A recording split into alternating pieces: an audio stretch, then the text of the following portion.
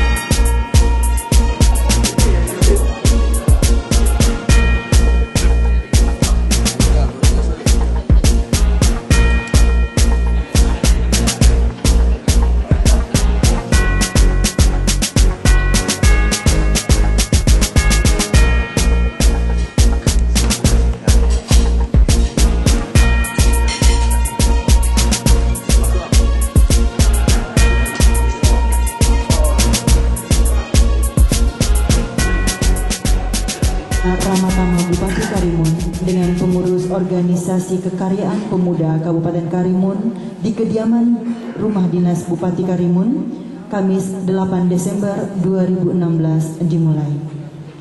Mengawali acara pada siang yang berbahagia ini, marilah bersama kita memanjatkan syukur kepada Allah Tuhan yang Maha Rahim.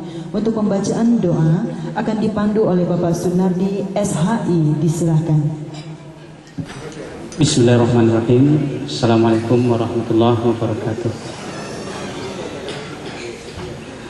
Sebelum kita baca doa, lebih dahulu bersama-sama kita baca Ummul Al-Fatihah. A'udzubillahi minasyaitonirrajim. Bismillahirrahmanirrahim. Alhamdulillahirabbil alamin, arrahmanirrahim, maliki yaumiddin, iyyaka na'budu wa iyyaka nasta'in. Ihdinas siratal mustaqim, siratal ladzina an'amta 'alaihim ghairil maghdubi 'alaihim waladdallin. Amin. A'udzubillahi minasyaitonir rajim. Bismillahirrahmanirrahim. Alhamdulillahirabbil alamin, hamdan yu'afi ni'amahu wa yukafi'u mazidah. Rabbana lakal hamdu kama yanbaghi li jalali wajhika. Allahumma shalli ala Muhammad wa ala ali Muhammad.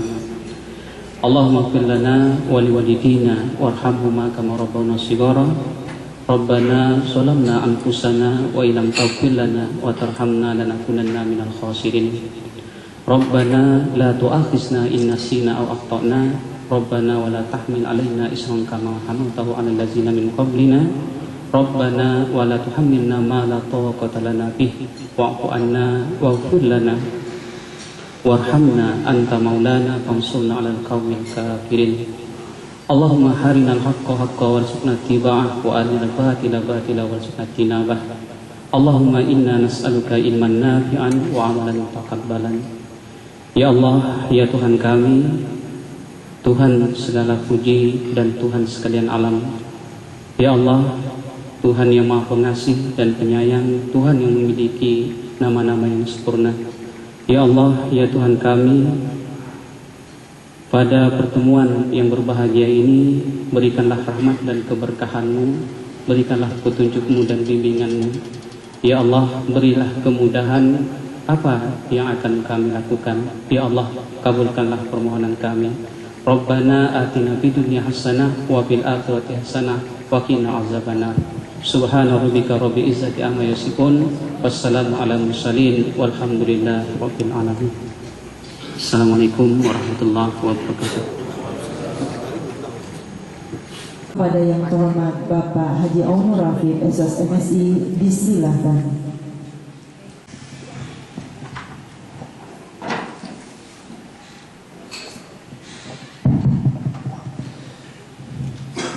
bihi nasta'in ala umuri dunya waddin. Wassalatu wassalamu ala asyrofil anbiya'i wal mursalin wa ala alihi wa sahbihi ajmain, amma ba'du. Selamat sore dan salam sejahtera untuk kita semua.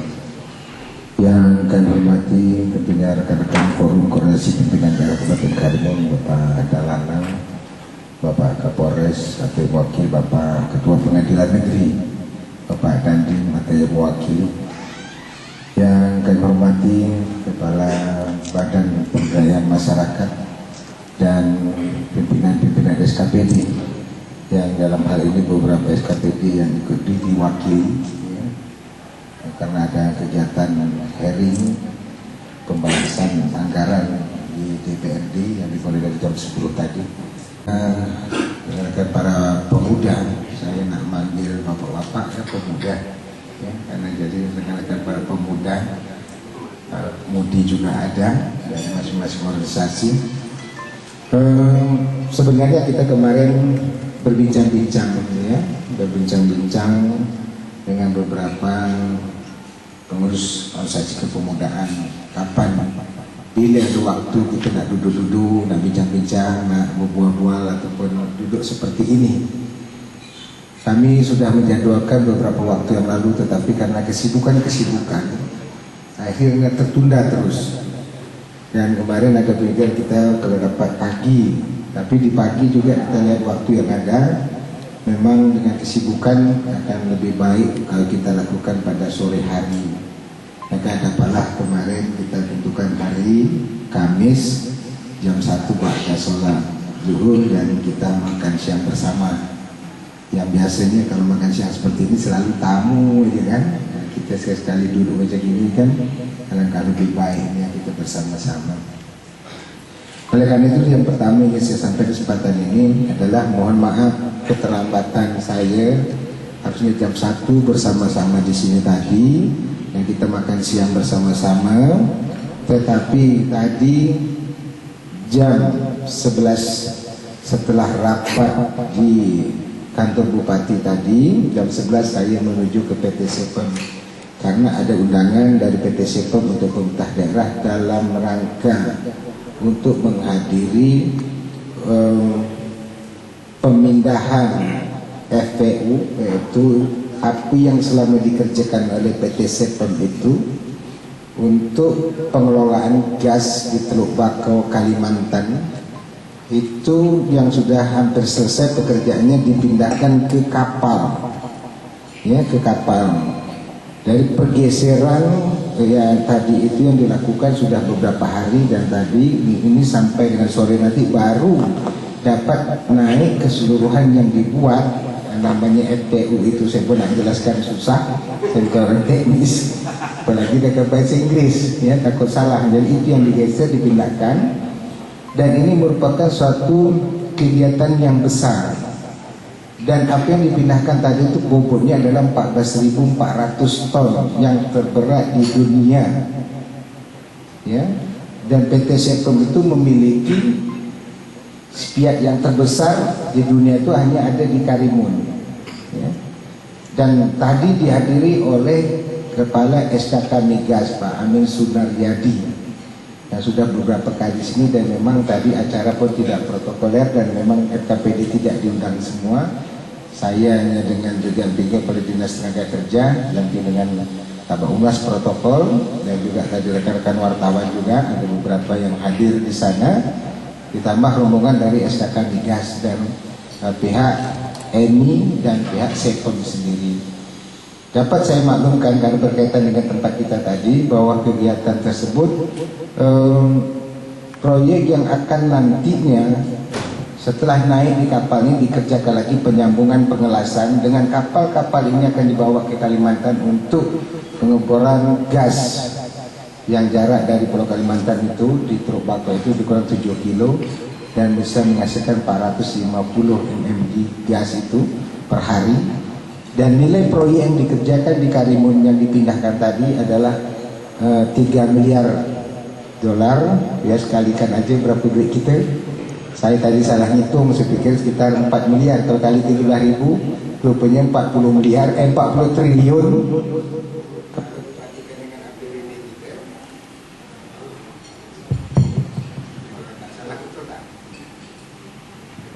3 miliar dolar berapa triliun? Itu 40 kan? APBD kita 1,1 triliun, 1,2 paling tinggi. Jadi membuat itu saja berapa tahun APBD kita baru bisa hampir 30 tahun, 35 tahun. Itulah nilai proyek yang dikerjakan di Karimun tadi, yang digeser, yang sudah selesai digeser ke kapal yang akan dibawa ke Kalimantan. Berapa jumlah tenaga kerja yang ada di Sepang adalah lebih kurang 11.337. Ya, 11.337 yang termasuk dari seluruh sakon-sakon dan yang bekerja secara permanen di PT Sepang. Itulah yang saya hadiri, yang saya saksikan tadi. Dan nanti di bulan Maret setelah itu tersambung, mereka akan mencoba mengundang Presiden atau paling tidak setingkat menteri dalam rangka peresmian peluncuran kapal tersebut untuk dibawa. Dan tadi sempat juga saya tanyakan, dengan kondisi telah hampir selesai ini, berapa terjadi pengurangan tenaga kerja di PT Sepang? Saat ini sudah 3.000 yang mulai habis, bukan di PHK, tapi yang sudah habis kontraknya. Kesatuan-kesatuan yang ada itu lebih kurang 3.000, dan sampai dengan bulan Maret nanti akan terjadi 2.000 lagi, sehingga sisa dari keseluruhan yang ada nanti lebih kurang 6.000 lebih atau mencapai 7.000, dengan catatan ada satu pekerjaan lagi yang akan diselesaikan. Dan insya Allah dalam proses nanti ada satu proyek mega, yaitu pembuatan kapal Marcelle namanya dari SKK Migas yang sedang direskedulkan, yang mudah-mudahan di akhir 2017 akan masuk kembali, sehingga ini juga akan nambah kegiatan di Karimun dan juga akan menambah tenaga kerja sebagaimana yang dilakukan untuk proyek Jangkrik dan Kombu yang sekarang sedang dikerjakan di PT SEM. Itulah kenapa saya tadi lambat datang di acara pertemuan kita pada sore hari ini. Bapak-bapak yang kami hormati, rekan-rekan, para pemuda yang kami banggakan, pada kesempatan ini kami akan menyampaikan sedikit dengan waktu kita yang ada, mudah-mudahan tidak terlalu lama. Ya, kalau ini data statis kita, ya Karimun sudah sama-sama kita ketahui lah ya, ada 71 desa, 42 kelurahan, 29 desa, yang keseluruhnya jumlah penduduknya ada lebih kurang, ini data masih lama, lebih kurang 240.000 yang terbaru ya. Di 2016 ini ada 240.000 jiwa. Inilah kondisi Kabupaten Karimun. Tak usah saya jelaskan lagi. Lanjut. Ini tidak kenal lah kami berdua ya. Pak Wakil tak dapat hadir karena saya ajak tadi ada acara perkawinan anak saudara dia ya, anak saudara Pak Wakil kawin, jadi tak dapat hadir di sini. Begitu juga dengan sekretaris daerah dan beberapa dinas. Yang sekretaris daerah adalah Ketua TAPD, Tim Penyusunan Anggaran Daerah ya. Jadi sekarang sedang berada di DPR membahas tentang rencana anggaran pendapatan belanja daerah 2017. Jadi kami bersepakat kemarin ingin menjadikan Kabupaten sini sebagai pusat pertumbuhan ekonomi berbasis maritim yang terdepan dilandasi dengan iman dan takwa. Di berbasis maritim ini sudah sama-sama tahu kita bagaimana, karena wilayah kita ada wilayah laut, wilayah maritim, memang lebih berorientasi kita bagaimana pengembangan untuk di bidang kemaritiman sektor jasa ya, khususnya di bidang perkapalan jasa yacht, yang kita lihat bahwa di sini alhamdulillah memang memiliki potensi. Untuk menunjukkan ini kami tidak bahas lagi, ada 7 misi inilah yang harus dapat kami wujudkan ya di dalam 5 tahun kami memimpin Kabupaten Karimun.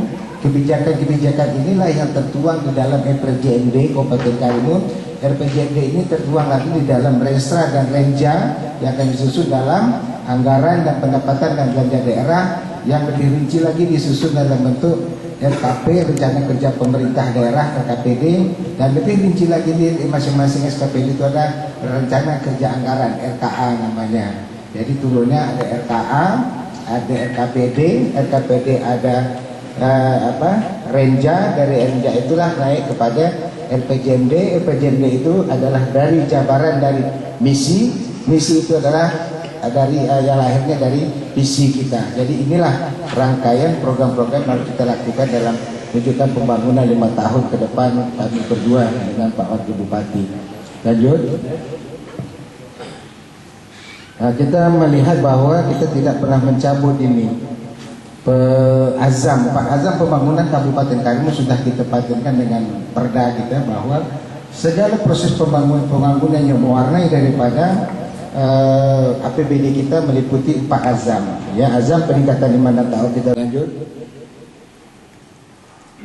Azam peningkatan kualitas sumber daya manusia, peningkatan sumber daya manusia kita, pelayanan kesehatan, kebijakan kita, dan ini pengembangan besar sekalipun tadi proyek potensial kan ada beberapa juga belum jalan. Pongkar Resort Development ini sudah apa lama? Pongkar Resort Development ini.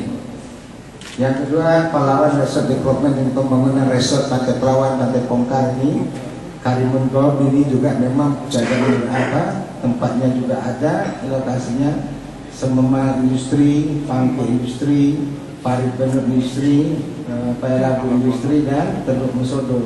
Ini beberapa kegiatan yang akan dibangun di kawasan ini. Sektor ini pariwisata, tapi ini belum, baru perencanaan. Dia melihat juga dia bangun ini siapa yang nak datang. Dia bangun hotel, bangun resort, siapa nak nyewa. Tapi kalau memang nanti ada yang kita tekan datang sini, ini otomatis mereka akan bangun ini.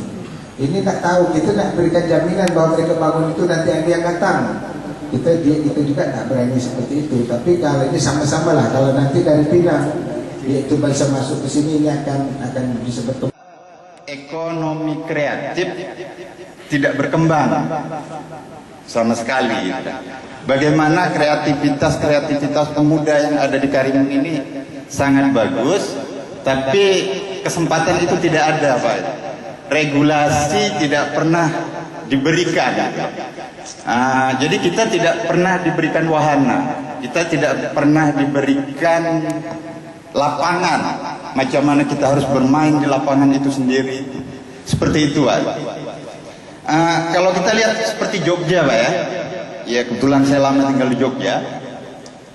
Jogja itu daerah yang tidak memiliki kekayaan alam, tapi ekonominya bisa tumbuh bagus. Orang Jogja itu bisa ciptakan daun menjadi duit, bisa ciptakan tanah dan mampu diekspor sampai ke belahan dunia Eropa, kemana.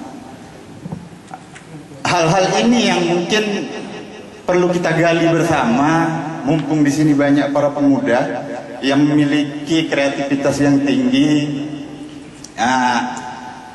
Terus itulah yang menjadi bayangan pada saya, bagaimana caranya bahwa pemerintah Kabupaten Karimun itu sendiri bisa mengembangkan perekonomian itu, dan regulasinya diberikan, lapangannya diciptakan. Diberikan. Saya akan langsung menjawab. Tadi ada satu pertanyaan ataupun saran dari Pak Boy Saputra, kalau salah ya, betul. Oh itu Saputra ya. Perwakilan dari mahasiswa ya. Baik, mengenai momentum pencegahan ataupun penegakan hukum narkoba di penghujung tahun ini ya. Baik, pertama-tama saya ucapkan terima kasih atas dorongan semangat ya buat kami dari pihak Polres Karimun untuk melakukan kegiatan pencegahan pemberantasan narkoba atau P4GN ya. Perlu diketahui bersama bahwa pencegahan ataupun pemberantasan narkoba itu merupakan tugas kita semua. Kepolisian hanya mengemban fungsi represif atau gakum yang sebenarnya itu sebagian kecil. Jadi dalam pencegahan pemberantasan narkoba itu kita harus melihat ada segi supply dan demand. Sangatlah efektif apabila tidak hanya supply saja yang kita tekan, namun demand-nya juga kita tekan. Jadi semuanya. Perlu diketahui bahwa sampai saat ini sudah 100 lebih tersangka yang kita amankan dengan barang bukti yang sudah cukup banyak. Apalagi 3 bulan terakhir ini dari pihak Bea Cukai, kami dari BNN Kabupaten Karimun ada yang sampai setengah kilo sabu, jadi sebuah spirit ya kan, agar bisa lebih baik lagi. Mungkin itu dari saya. Terima kasih. Assalamualaikum warahmatullahi wabarakatuh.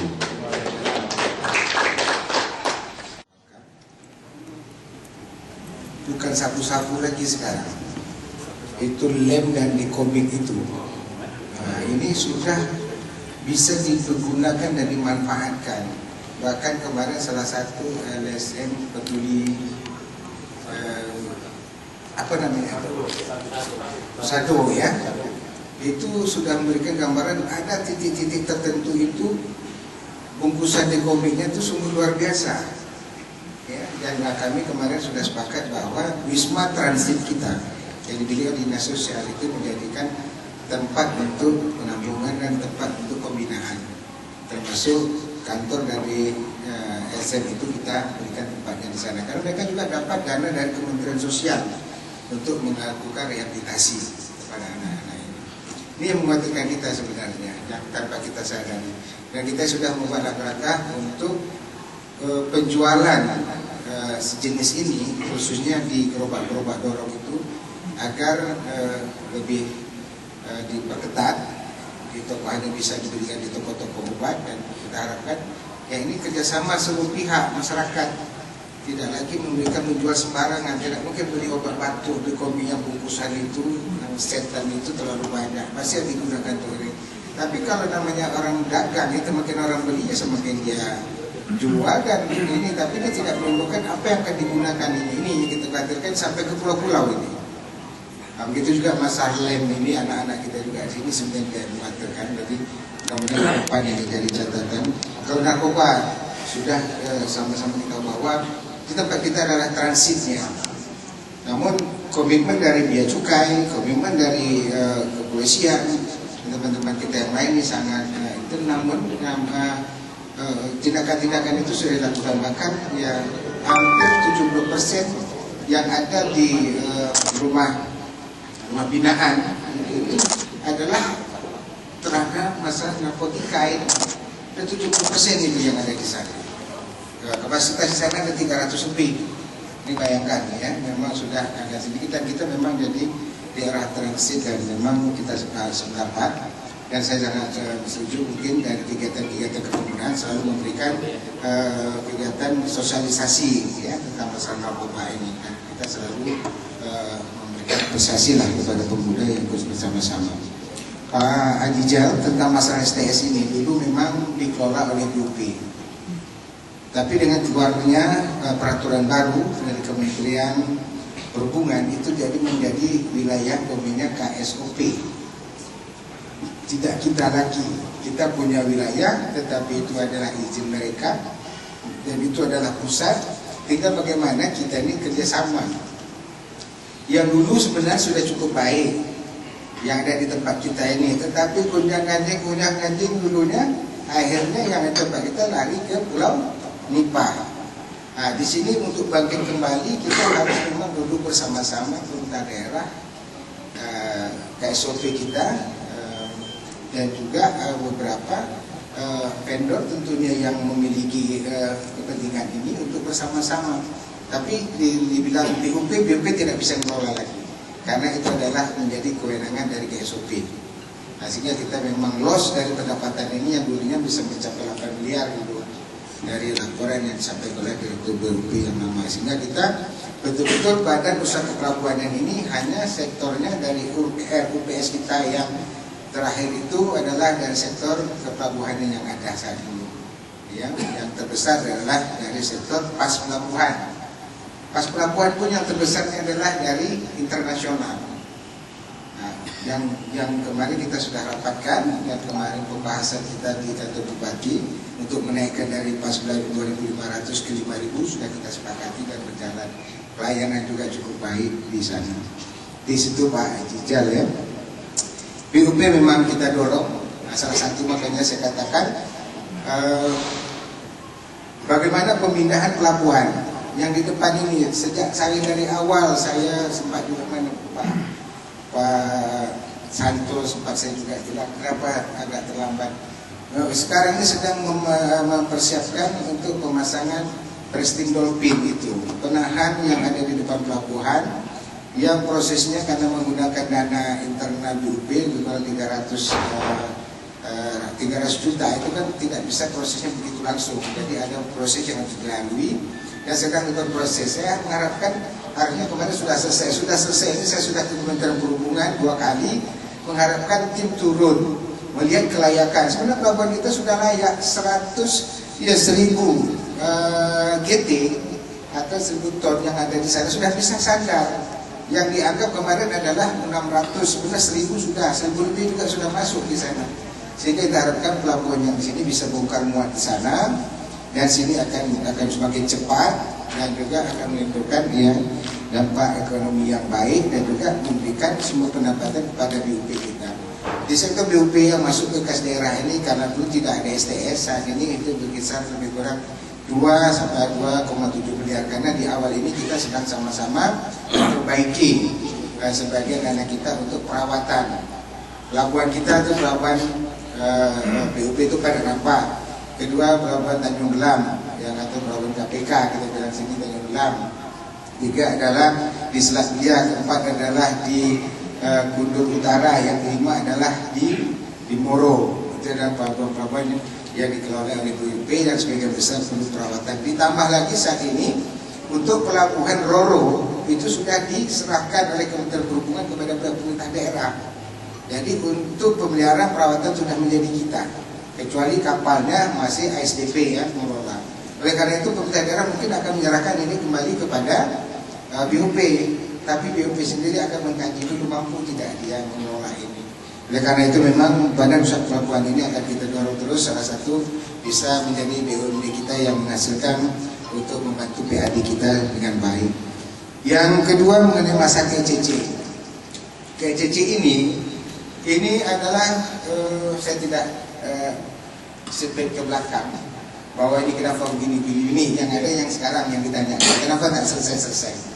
Yang pertama tahun ini baru selesai dilakukan audit karena itu terhenti terputus dan untuk disambung itu harus dilakukan audit oleh BPKP karena kita harus mulainya dari mana dan berapa besar biaya yang harus kita keluarkan dan kita harus tahu berapa utang kita. Yang terjadi saat ini adalah utang kita itu lebih kurang 5,6 miliar yang harus kita bayarkan kepada kontraktornya. Dan ini sudah direkomendasikan oleh BPKP di 2016 ini agar kita bayarkan. Tuh. Untuk menyelesaikan bangunan itu lagi kita harus mengeluarkan lebih kurang 7 miliar. Sehingga total bayar utang dengan total menyiapkan itu lebih kurang hampir 13 miliar yang harus kita siapkan. Kondisi inilah yang memang belum kemampuan pemerintah daerah yang belum siap, sehingga kita lebih mendulukan hal-hal yang lain. Minimal kita menyelesaikan ini. Tetapi solusinya kita sedang menawarkan kepada pihak ketiga untuk dia memanfaatkan itu dengan catatan dia kerjasama dengan sistem BOT dengan kita, ya, sehingga kita dengan sistem itu kita bisa bayar kepada pihak kontraktor ini. Jadi akibatnya 2 tahun ini APBD kita yang terjadi defisit sehingga kita belum mampu menyelesaikan itu. Kenapa saya buka sengnya? Karena di situ tempat terjadi kegiatan maksiat. Yang adik-adik bilang tadi, sekarang kasih bersihkan, kasih pasang lampu. Nggak nampak, kalau dulu kan tak nampak apa yang di dalam busana, dah nampak di dalam tu siapa duduk nongkrong pas musim buka pasang lampu. Nah, sehingga untuk mengurangi tingkat kenakalan dan kejahatan yang terjadi di sana. Namun pemerintah daerah hari ini sampai dengan 2016 ini kami kemarin sudah mengajukan 5,6 miliar untuk membayar utang, tapi kami belum mampu untuk melanjutkan pembangunan. Inilah yang kita hadapi dan mudah-mudahan 2018 selesai atau ada pihak ketiga nanti yang ingin memanfaatkan ini dengan sistem BOT akan kita lakukan. Saya juga risau, ya, risau melihat itu sebelah bagus sebelah begitu, ya, saya juga risau. Ya mudah-mudahan bisa dapat kita selesaikan. Terakhir tadi Pak Bambang masalah ekonomi kreatif. Di tempat kita pertumbuhan sistem ekonomi kerakyatan ini berkembang baik, saya katakan pemasaran kita memang kurang. Berbeda dengan Jogja. Jogja daerah wisata.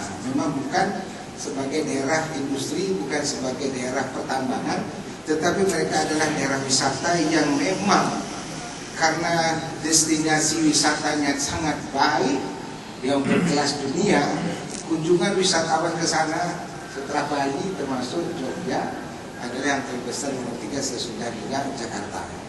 Jadi makanya perkembangan pertumbuhan ekonomi kreatif di sana tumbuh dengan baik ya kita ketahui memang di sana memang akhirnya ya memang pemuda-pemuda yang memang ada berbagai program-program tinggi yang menciptakan, mereka memiliki kemampuan inovasi untuk menimbulkan ekonomi kreatif seperti ini. Contoh, pembuatan kerajinan tangan, ketangkupan perahu kita lihat kan, ya membuat plastik tasbih, membuat kalung dari batu yang nilainya sekian 10.000 dijual hanya sekian ribu, tapi bisa berjalan ini ekonomi kerakyatan mereka. Tapi bagaimana yang datang sana ribuan orang, sehingga tentu ekonomi kreatif itu tumbuh dengan sendirinya, pangsa pasarnya jelas.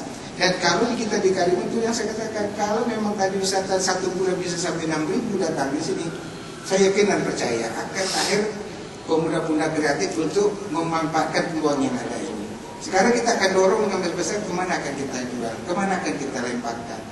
Ini jadi salah satu permasalahan. Tapi dulu pernah kita lakukan dengan bantuan ekonomi kerakyatan, bantuan dengan berikan pinjaman modal, tetapi dengan aturan yang ada tidak dapat kita lakukan lagi.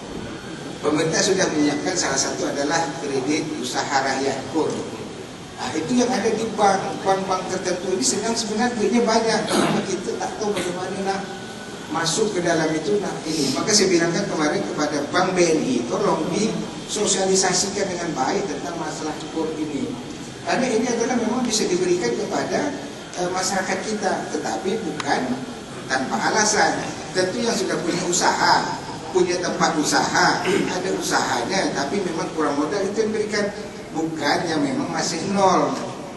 Kejadian dulu kita memberikan apa namanya UKM, anak-anak bergulir paham kan, yang dulu, Masya Allah sampai sekarang kata balik kami kena periksa terus.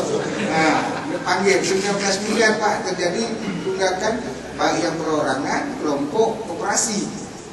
Nah, sekarang ini sudah dialihkan sistemnya, memang bukan karena kita pemerintah, tapi memang pada saat itu sistem yang salah. Kita ingin cepat, kita berikan, tapi yang dilakukan adalah konsumtif. Diberikan bantuan pada saat itu dia 10-20 juta, apa yang dibeli dulu Honda dulu, bukan diputar. Nah ini kan, jadi ini menimbulkan dampak sehingga tak dapat kita lakukan lagi. Oleh karena itu saya sangat sependapat ekonomi kreatif itu harus kita kembangkan. Sila datang ke kami, Pak, kami ada program ini, bagaimana kira-kira ini kegiatan ini berada di dinas ini, kita lakukan pembinaan. Pak, kami perlu pelatihan ini, kami dari pemuda akan melakukan kegiatan ini, kami perlu dana pelatihan. Tapi tidak boleh dalam bentuk lagi hibah, tak boleh lagi. Boleh kalau dia sudah mendapatkan legalitas terdaftar untuk HAM, ya kan? Dan sudah berada 3 tahun, tapi dia begitu dia 3 tahun dia boleh dibantu. Tahun depan tak boleh lagi, nunggu tahun depan sekali lagi, dia tidak boleh terus menerus. Nah ini juga boleh kita lakukan. Nah, yang ada kemarin kan kita bantu, tapi sekarang tengok jadi juga masalah dan sedang berproses. Ya mudah-mudahan ini bisa kita selesaikan lah. Memang dulu aturan-aturan yang membenarkan itu sehingga terjadi seperti ini, sehingga ke depan ya saya kira ya saya tawarkan ekonomi kreatif ke pemuda. Di Jogja bisa buat Malioboro kan, sehari, padahal apa yang ditengok di Malioboro itu? Ya berarti cuma mobil kita Malioboro itu panjang Australia. Coba Australia berapa panjang bisa kita bangun lesehan itu? Saya tidak kepada pemuda, kenapa tak dipikirkan? Hitung 1 Januari pemuda sana garap itu. Orang berjualan tidak lagi kat sini tapi jual lesehan kat sana. Saya tawarkan, sila kerjakan itu. Ini juga salah satu, ya. Yang bisa kita buat. Dulu Pak Ian pernah tidak dan KPI buat apa namanya spare, Karimun Spare yang dekat masjid Ibadur Rahman, Betul Karim. Tapi tak lama kan, memang apa yang nak ditengok situ. Tapi kalau di Australia sebelahnya kita tutup, kita buat lesehan sepanjang itu dikelola pemuda, saya yakin akan maju sana. Ini salah satu juga, tidak hanya makanan, mungkin buat souvenir apa di sana, orang datang bisa jalan ke sana. Ini salah satu peluang. Jadi dari organisasi Kekarya Pemuda tolong pegarap itu panjang untuk tempatnya itu bisa dijadikan suatu ikon kita, ya di tempat itu untuk bangunan pengembangan ekonomi kreatif. Jadi itu dari saya sebagai masukan ini, yang mudah-mudahan ya diskusi kita pada hari ini mudah-mudahan berjalan dengan baik, dan mungkin masih ada lagi yang disampaikan. Itu ada lain-lain lagi, kami persilakan. Ya. Karena itu yang baik.